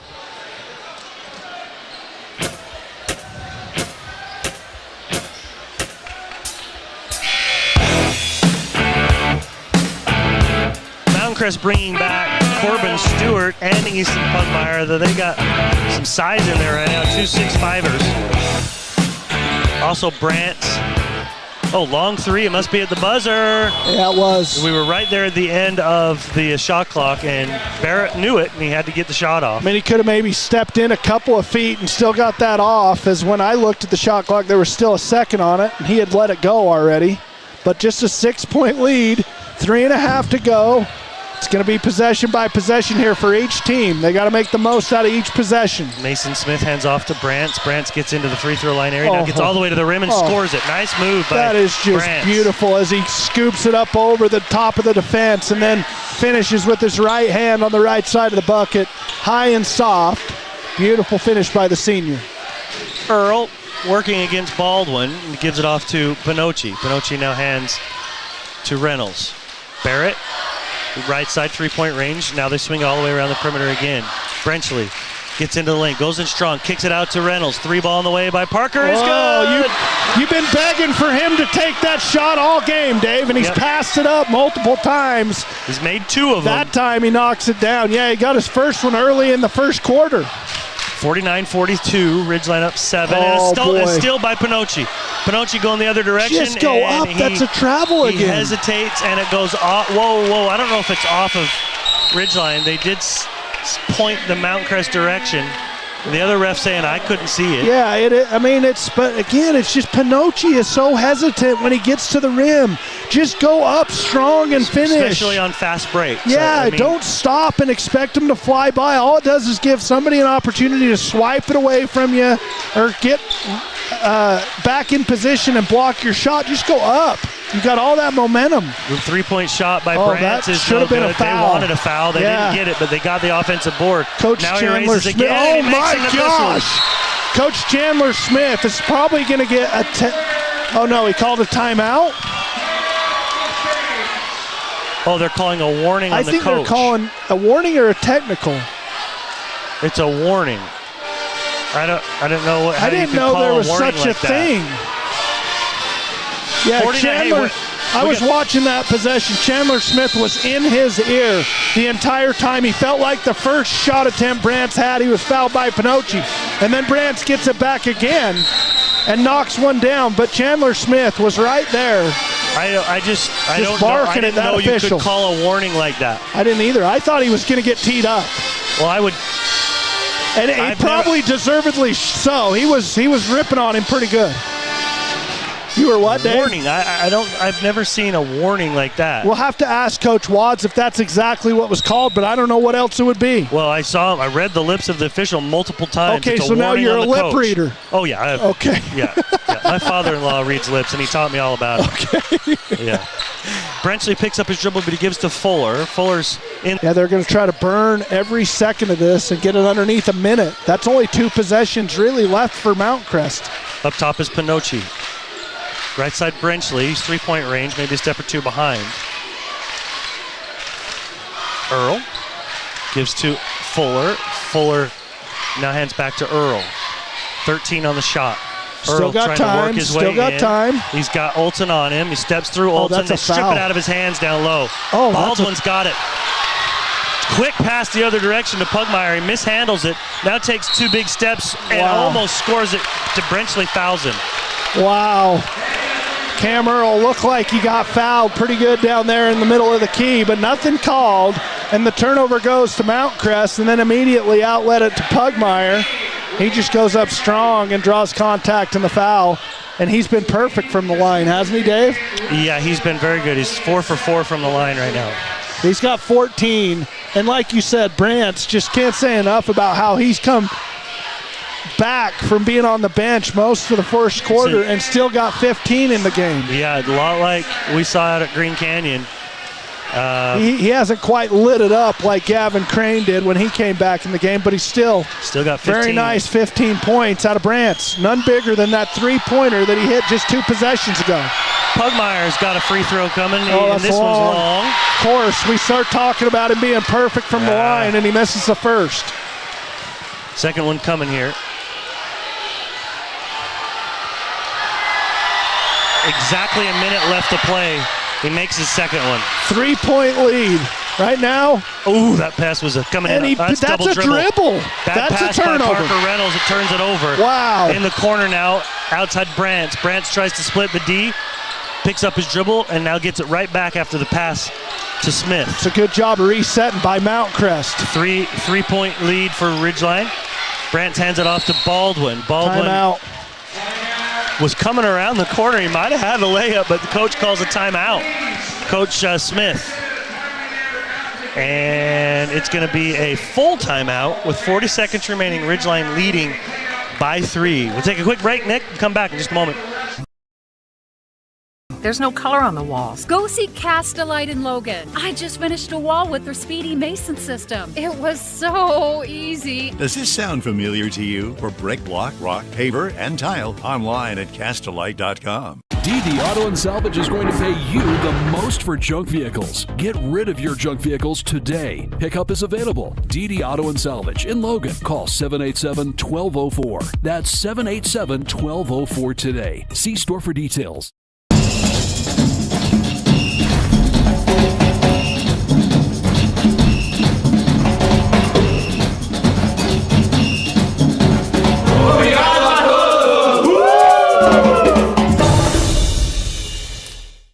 Celebrate your birthday.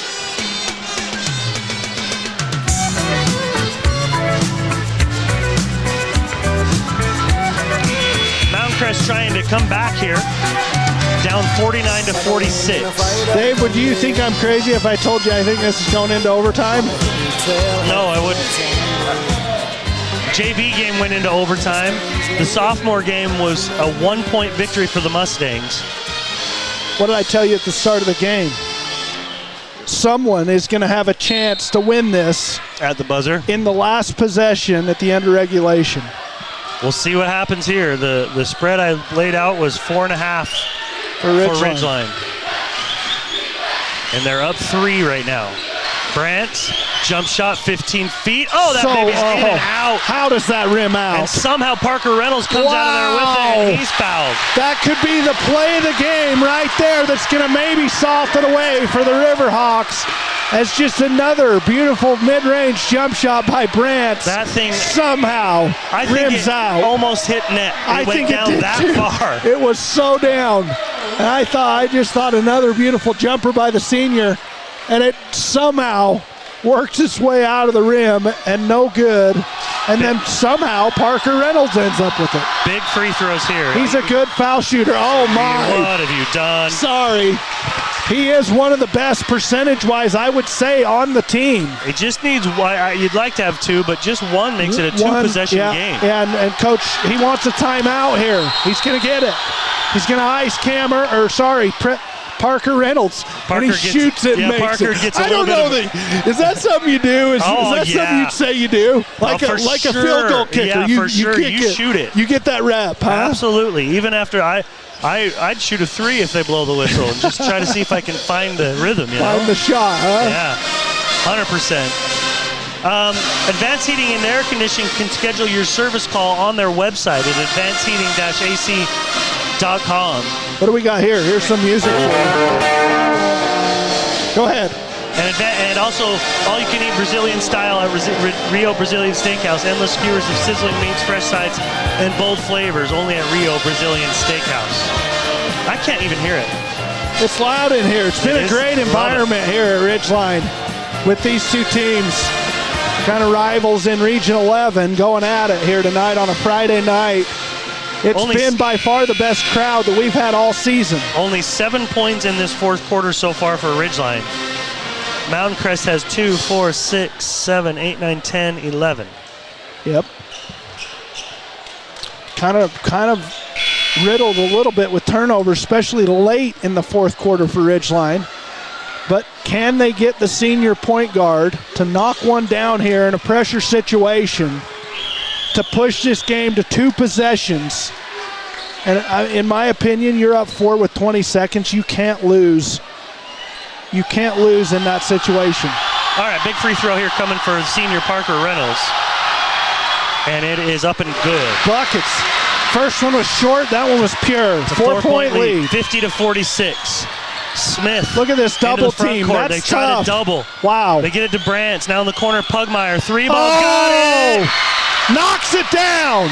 And the clock's running. And the clock is running. 7 seconds left. Why isn't Coach Smith calling a timeout? Why did we call a timeout? Did we just inbounds the ball? Well, there were 7 seconds on the clock when there was like 10. When the make, after the make? Off the make. Okay, and yeah, then, so I think the coach called the timeout because when Ridgeline went to throw it in, there was probably about 4 seconds and they needed to call timeout, so it wasn't a 5. So they got the 5-second violation, but it went in with 10, but we didn't grab it until about 7, like you said. And so that clock, I don't know why Coach Smith is not, as soon as that shot falls, you've got to be on the timeout, if you have any. Now, that's one thing I don't know. I don't know if he doesn't have any. What if nobody from Ridgeline goes over there to take it out for a few seconds? That's just slow down. Just stall. Walk over there. Because that clock's going to continue to run, and I don't know what the rule is on how long you have until you have to go and get the ball and throw it in. Maybe the 5 seconds starts even without you having possession of it. But in that situation, what if the ball goes in and somehow comes out and gets kicked somewhere, or something away? They're not going to start the 5-second call that way. Well, I mean, you take your time. The whole issue with him call a timeout. That's the problem, though. Chandler Smith in that situation has got to be ready. That when that shot goes through the net and you're down 1 still, you've got to call a timeout and extend the game and keep the clock for as long as you can. And there was still 10 seconds. There should be twice as much time on the clock right now as there is. And if Ridgeline just gets this in, they're going to get fouled immediately. That sure helped you win in the cover on here on the 4.5. Well, I'd say it does, but Ridgeline was up 4. Oof. trying to get it in. Oh, Brenchley my throws it goodness. away. And then he throws it. The clock hasn't started. The clock's not running. The clock's not running. Oh, folks, this is chaos. The clock is not running. But what do you do? Well, what can the ref even do? There's 4.8 up there and it never started. So it shouldn't have started until Mason Smith possessed it. True. It shouldn't have started. That's when it should have started, and then he runs into the lane and throws it away. You've got to use a judgment rule here and make a judgment call to say, did 4 seconds, 4.5, 4.8, run off the clock from the time Mason Smith possessed it to the time Tyson Brenchley probably got fouled here in the front court, because the clock did not start until Tyson was running down the front court into the front court. So I don't know what they're going to do here. I think they're going to say that there's going to be some time on, and Ridgeline has to throw the ball in again. But here's the thing, Dave. Here's the thing. So wherever you get the ball as Ridgeline, throw it up in the air. Let Andrew Pinocci jump up and touch it. As long as you touch it. Because if you don't touch it and it goes out about down there, it's coming in. Throw it up in the air so that when it bounces, it's just going to stay in bounds, right? And then Mount Crest has to somehow get it and throw it the length of the court to beat you, or Pinocci taps it around and the game's over. But this is kind of a mess with the clock. Whoever's running that clock, that just created all sorts of I feel for him, controversy the other day when we were at the Green Canyon game, and I looked up there, and Stockton and their broadcast crew didn't have a cameraman. So I'm like, well, I better help. Yeah. I fell asleep at the wheel probably 5 times. Watching the game. Watching the game, yeah. Just like you do with your turnover stats. Is it, what are they ruling? 1 second, and Tyson Brenchley's going to get foul shots. Wow, that's insane. That is insane. But Chandler Smith really doesn't have a whole lot to argue about other than Mason Smith maybe getting fouled. Maybe he felt like he was fouled in the lane, which I do agree with him right there, and I think that's what he's arguing about. Mason Smith on the turnover, but in reality, if the clock would have ran, and that, oh my goodness. Brenchley on a, sheesh. Not a great free throw there. Well, you kind of want to miss this. Well, yeah, you want to miss this on purpose, Dave, and force them to rebound it, and the clock would run as soon as they touch it. You don't really want to make this and give them an inbounds. Yep, that's what he did. Yep, that's over. Wow, that's a crazy end to that game. It really is, and I think Coach Chandler Smith does have some beef. He does. I mean, he has a legitimate gripe there with the way that was officiated at the end, and it wasn't great. And the clock not starting, it was rough.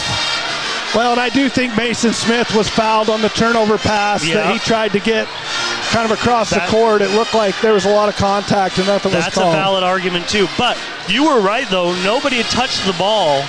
And so, until it got in the hands of Mason Smith. And then when he went forward with it, a dribble or two, that's going to take 2 seconds. And then then they got the pass, and then they went down the other way. Yeah. So if you're not going to call the foul against Mason, or not against, but on Mason Smith was, if you're not, you're going to say he didn't get fouled, then it probably is 1 second up there on the clock by the time that Tyson Brenchley got fouled. So. I didn't see when he got fouled. No, I think the clock should have been ran out. Oh. I think too much time had transpired. So I don't think any time should have been on the clock at all, but you said, Dave, the gripe is that poorly maybe he officiated. got fouled. Poorly officiated. I thought his complaint with Brantz on the 3-ball was valid as well. I thought Pinocci didn't give Brantz space to land on that 3-point shot, and eventually it didn't hurt him because he came back around and knocked one down to narrow the lead down to 1 or 2 points in that situation. Maybe it was. Maybe it got it down to 4. I don't know. I don't know that it's a high school rule that you've got to give him room to land. It's probably an unwritten rule. If there's contact on the way down, and there was, if it's there's a foul. contact, then for sure it's a foul. Yeah.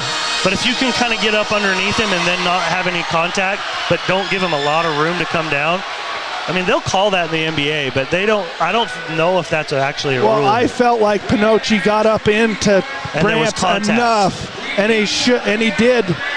cause him to fall on that three-point attempt on the follow-through.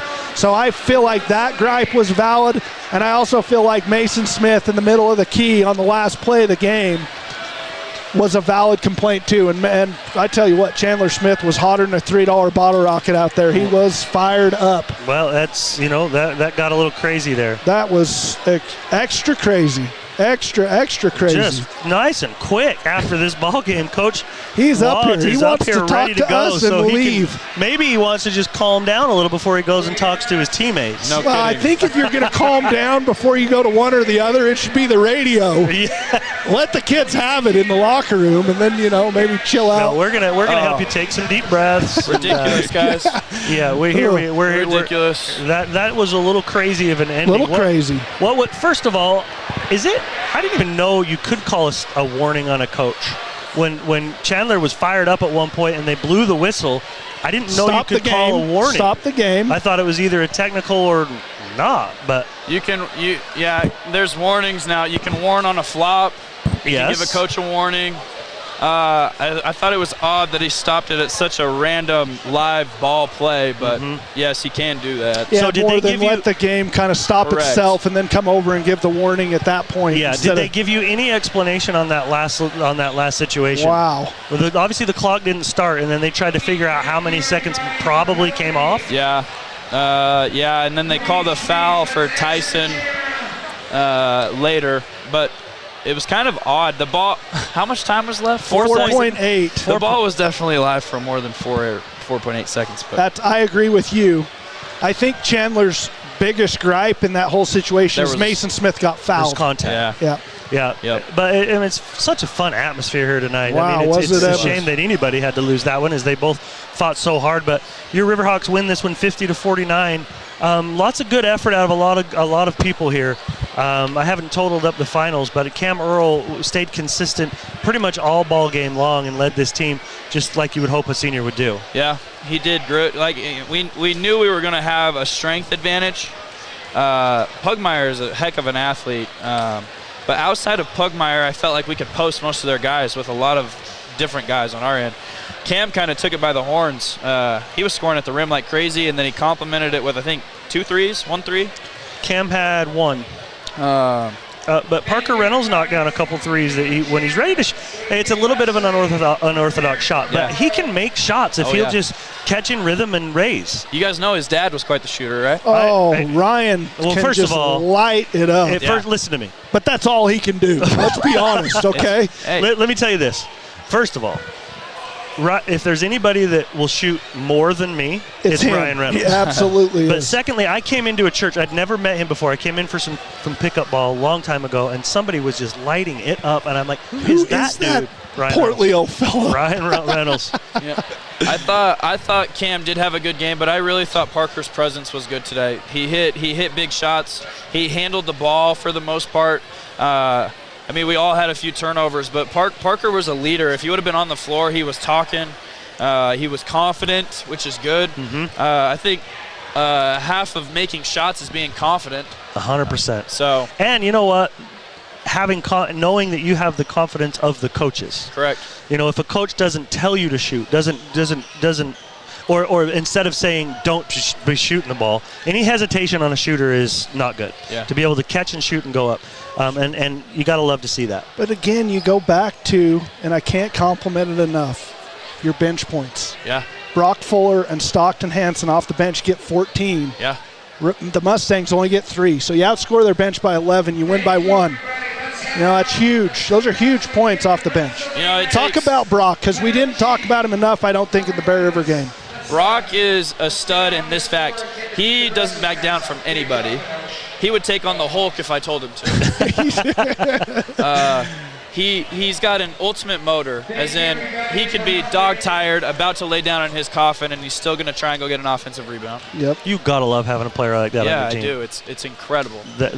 He's awesome. Boy, 2 unbelievable games this week. If you didn't already shave your head, you would have lost your hair anyways. And when that baby gets red, I can tell Coach Watts is hot. that one makes me angry. We had it in control. Yep. We tried to put a little token pressure down the stretch, just to slow the ball advance, and then we trapped for some reason. Like, I just want to it's something we got to work on. So, and it's my fault. I didn't coach it good enough. Well, you finally coached the turnovers good enough in practice. Better. You worked on it enough that you only had 6. Until that last one, we had a timeout. Like, I do not feel like I did a good job to end that game. So, Coach, here's another question Nick and I weren't sure about. The shot goes through. The 3-point shot by Pugmire goes through. Yeah. Do you have to? What if you just took your time to go over there and get that ball after it comes through the net? Once it goes through, if you don't toss it to the official, you have 5 seconds to grab it, I believe. And then throw it in. And then 5 seconds from the time you grab it? I believe so. Oh, my. So you could have almost run the entire clock out there. And it depends on the official, but if you're just like lollygagging to the ball, they'll call it delay a game. Okay. So, but it's just a warning, the first one. Correct. Right? The second one's a technical. So if the ball goes through and somehow weirdly hits off somebody and goes shooting into the corner, would the official blow the whistle and stop it? So in that situation, why did you feel the need to call a timeout? Did you feel like the 5 seconds was starting to get close? I was wondering, yeah, and I didn't want them to try and force the ball in and turn it over right under their rim. Kind of set something up. Because we were only up 1 point. Makes sense. And if we turn it over lazily there, they get a quick catch and a score, then we're down. Yeah, you're absolutely right. Well, hey, you got the win tonight, 50-49. Congratulations. We're going to be right back at this next week. Where are we next week? First day of. I'm in Hawaii. Right? I know. We don't even. Tuesday. You're in Hawaii? Monday. Oh, Monday. Monday to Monday. I'm in Kauai. We got a really good Skyview team walking in here on Tuesday. Tuesday or Wednesday? It's Tuesday. Really? 13th. Well, I'm glad you said that. Yeah, no doubt. You just showed up on Wednesday. Where is everybody? No, it's on Tuesday. Okay. We got home wrestling here on Wednesday, so they changed it. Okay. But as frustrated as I am right now, I'm super proud of our guys. They were tough, and we controlled the whole game. Yep. We really did. Yep. So, well, congratulations. Thank you. We'll be back with you on Tuesday. Sounds good. Great job. Thanks. That's Coach Wads. We get our fist bumps. That's all the guys want. That's together. all we want. That's all we needed. Now I feel complete. Now I feel like this entire game was a success. Now I need Chandler to come up here and give me a fist bump. I actually would love to interview him right now. Yeah. If Chandler Smith's in the locker room listening to this stream, come on up here. He is. He should be. Yeah. Come on up here, and we'll give you the mic, and we'll let you give you a platform. You just tell us what. Just air the grievances. You can get your piece of what is that? Your He can tell us everything from soup to nuts. Your flesh a pound or pound of flesh. You can get your pound of flesh a pound. You can get your pound of flesh here on the air on Cache Valley Daily if you want. Yeah, like I said, you can tell us everything from soup to nuts. We don't even care. We wouldn't. I mean, he had a little bit of moons and gooches. Oh, he right there, the goochers. He had some bad breaks. Definitely go against him, and the officiating, I would say, favored Ridgeline, especially late in the fourth and when it's most critical. I mean, that's when it's kind of. Yeah. We're just going to wrap this baby up. Aren't you going to tell everybody who the leading scorers were? Yeah. Is that what you want? Yeah. Some music for the leading scorer in the ball game. You know what was interesting at the half? Cam Earl had 9, and Easton Pugmire also had 9. To end the game, they both had 18. Really? So both players leading scorers in this ball game. Next leading scorer after that, though, was Jackson Brantz. He ended with 15, and he did have foul trouble in the first half. Had 3 in the first half and had the rest of them in the second. He was solid. He's a good player, and both those two are going to be back next year. Also, will Noah Carden. He had 9 points, so he was flirting with double figures as well. And then they had 3 points from Tyler Baldwin, 2 points from Mason Smith.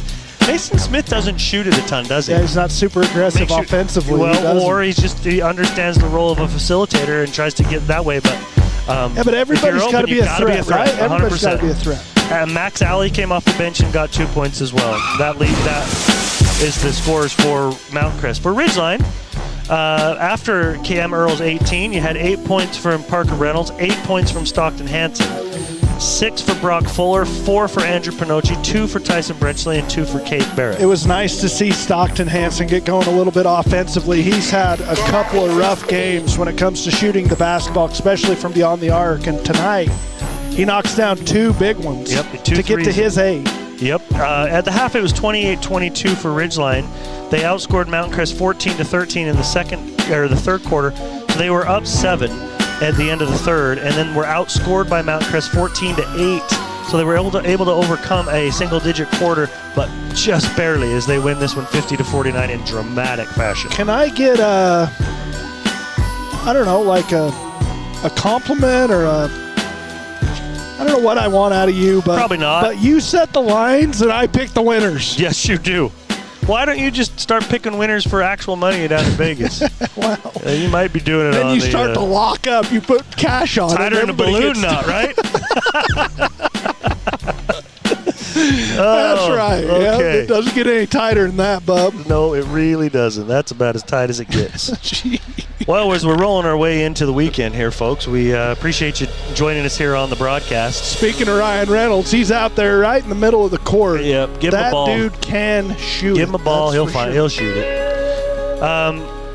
Again, as we said, next week, Tuesday, Skyview will be coming to town. Nick will be basking on the beach in Kauai. He's sipping a pina colada. We're going to get a little help from. I'm going to reach out to Coach Kyle Day. He mentioned that whenever you're not around, he'd like to help, and he always gives us some good insight as a former coach at this level. For Nick, the Patriot Zollinger, I'm Dave Simmons. I also appreciate Coach Wadsworth for coming up. Good night, everyone. Ridgeline wins 50-49.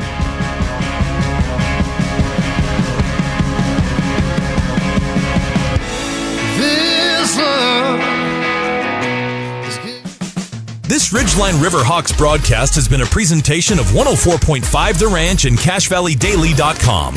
Made possible by The Cater Shop, Advanced Heating and AC, Cast-A-Like Brick and Tile, Rio Brazilian Steakhouse, Cache Valley Auto Care, Les Olson IT, Adams Wealth Advisors, DD Auto Salvage, Great Basin Graphics, Preston Watts Auto Collision, Planet Fitness, Napa Auto Parts, Young Automotive, and Cache Valley Daily. Catch replays and photo galleries of previous games on CashValleyDaily.com.